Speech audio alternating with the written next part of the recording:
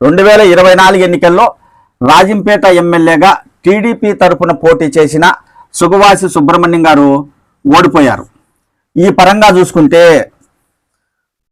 ఆంధ్ర తెలంగాణ విడిపోయిన తర్వాత 2014 నుంచి 24 వరకు ఆంధ్రప్రదేశ్లో 3 సార్లు ఎన్నికలు జరిగితే అందులో అన్నమయ్య జిల్లా రాజంపేట నియోజకవర్గంలో ఈ 3 సార్లు రెడ్డి సామాజిక వర్గానికి చెందిన నాయకులే విజయం సాధించారు.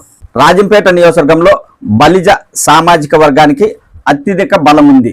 అయినా కానీ రాజంపేట నియోజకవర్గంలో రెడ్డి సామాజిక వర్గానికి చెందిన నాయకులే విజయం సాధిస్తున్నారు అని తెలుగుదేశం పార్టీ అధిష్టానం ఆలోచిస్తున్నట్లు తెలుస్తుంది.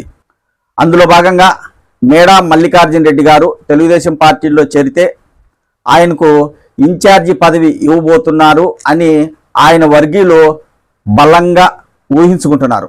ఎందుకంటే కుల సామాజిక పరంగా చూసుకుంటే మనము 2014, 2019, 2024 ఈ 3 ఎన్నికల్లో ఎవరు గెలిచారో మనకు అర్థమవుతుంది. అంటే రాజంపేట నియోజకవర్గంలో రెడ్డి సామాజిక వర్గానికి చెందిన నాయకులైతే బలంగా ఉంటారు, వారైతే పార్టీని గెలిపిస్తారు అనే ఉద్దేశంతో పార్టీ అధిష్టానం ఉన్నట్లు ఒక ప్రచారం జోరందుకుంది.